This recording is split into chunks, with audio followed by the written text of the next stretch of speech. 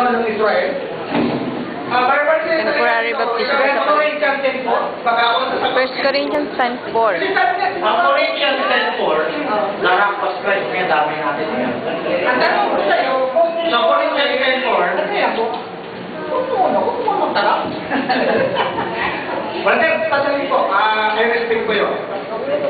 Temporary baptism po ba yung 1 Corinthians 10:4? Pakibasa nga po, pakisuyo nga po. Sinuhugan sa 10:4. pakisuyo. Kasi sabi po nyo, temporary. Ibig po sabihin, kung temporary yun, ibig sabihin ba yung pag-inom nila ng tubig, at yung mga agad, temporary?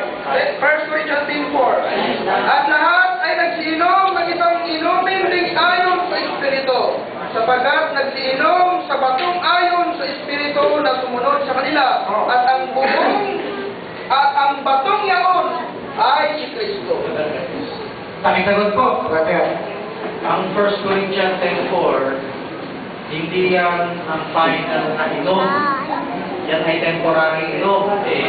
Kasi ang talagang magpapainom si Kristo. Paano yung nakakang si Kristo yung bato? Okay. Bilang panukala, bilang lubos pula, bilang pagtatalaga sa bagong tipan na pagdating niya. Kasi ang magiging bato ng lumatang tipan. Pangwa. Kung sinasabi mo temporary, bakit po yung Israel nakainom sila, di ba? Naligo sila eh. O kung temporary, ito pa rin natin. Halimbawa, tanong ko sa'yo, si Brother Doming, sa panahon ng Pintikos, nabutis mo na to, tatong daka, tapos nang marito na ko bilang 1990, talagang bibli ka, temporary pa sa akin, no? By the way, alam niyo ba yung mga Hudyo? Araw-araw na pagpapapis mo. Araw-araw, linggo-linggo, buwan taon-taon. Hindi kayo. Galing yan sa Pariseo, galing yan sa Pariseo, galing yan sa Mode of Moses, na yung mga sacerdote ay maginis. Ngayon, yan yung tipo naraman sa bagong tipan, spiritual na food washing. Ngayon, Brother Doming, yung inom, hindi permanent inom yun. Tuloy-tuloy na inom yun. Ibig sabihin, nainom nila temporary, yung sapat para panghawakan nila sa impyerno, yung salita ng Diyos, hindi pa nila alam ang buong kapahayagan, ha? Wala pa si Kristo. Pinanghawakan nila ano yung ginanap nila sa lumang tipan. Pero hindi pa nila naiintindihan yung ultimate na pinatutungkulan doon. So yun na ituloy lang na inom kasi sumusunod sila sa mensahe ng kapanahunan. Kung ano yung mensahe ng kapanahunan, sumubaybay ka dyan, doon ka nakainom kahit na utang sa Old Testament. Alam niyo utang? Hindi pa sila direkta isa sa Diyos. Naghihintay pa sa impyerno para dumating yung katuparan ng hula. Pero yung pagsunod mo dun sa mensahe ng kapanahunan sa lumang tipan, yun ang inyong token. May token din sila. So, ano ba yung sabihin ko ba? Yung third pala, yung baptism, diba yung tawag yung temporary baptism. Pero ginamit yung word temporary sa indwelling. Temporary indwelling o permanent indwelling? Brother Francis, singit lang to. Hindi mo naman lang to ni Pastor. Gusto ko lang itanong sa'yo. Naging curious lang ko lang.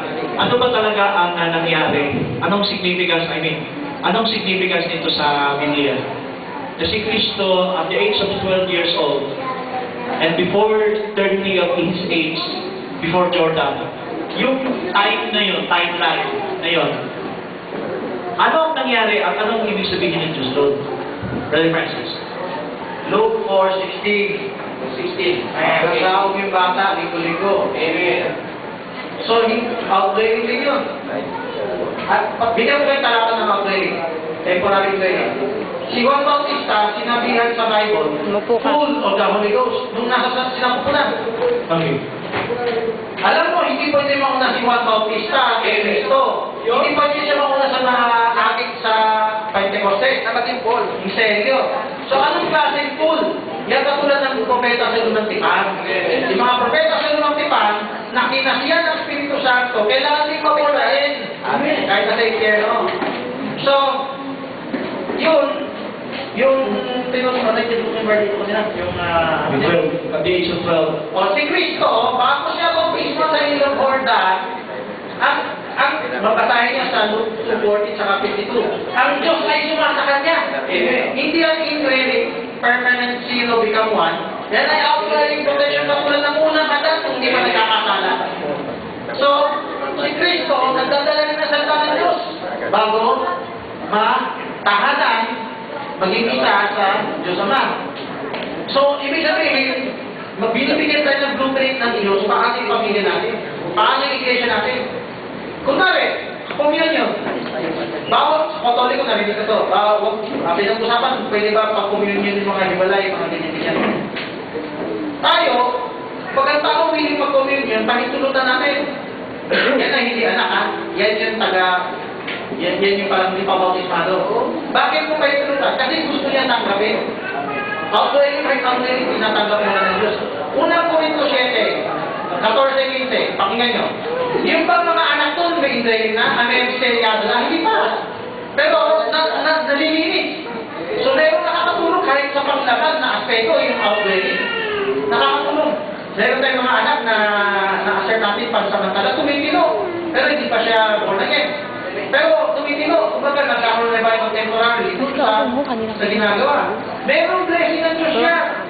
So kahit pala, hindi pa yung necessarily ikaw ay born again. Kahit na ikaw ay friend of our bride lang. Meron din, parang yung sheep. No? Parang gano'n. Okay, last question, no?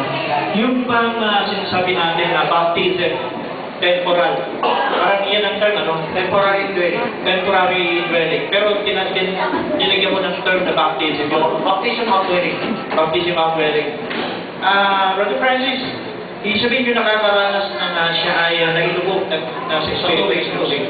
Hindi na hindi sa Espiritu ng Diyos, no? Ito nasa tinatawag nating outward, wala pa yung loob eh. Yung bang outward, yun din yung papasok ng Kristo sa loob. Tama. Pag yan ay pumasok, tuloy na ng outward. Pag sinabi natin outward baptism, outwelling lang muna. Merong mga nasayuhan, tuloy-tuloy rin yung outwelling niya.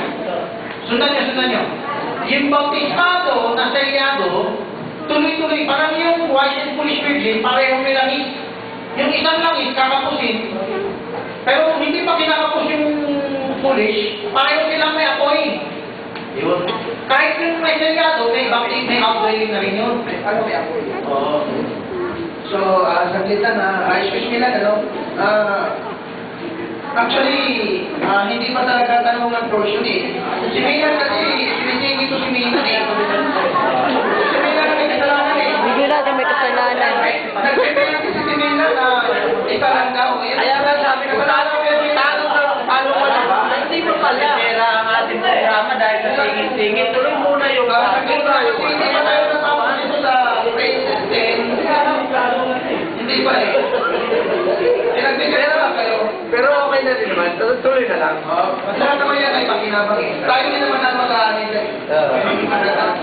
So, tuloy mo lang tayo. Kasi answer naman doon sa baka nakapag-share na ng 10 minutes. Eh, mayroon bang gusto mag-share ng 10 minutes? Ikaw, Minan.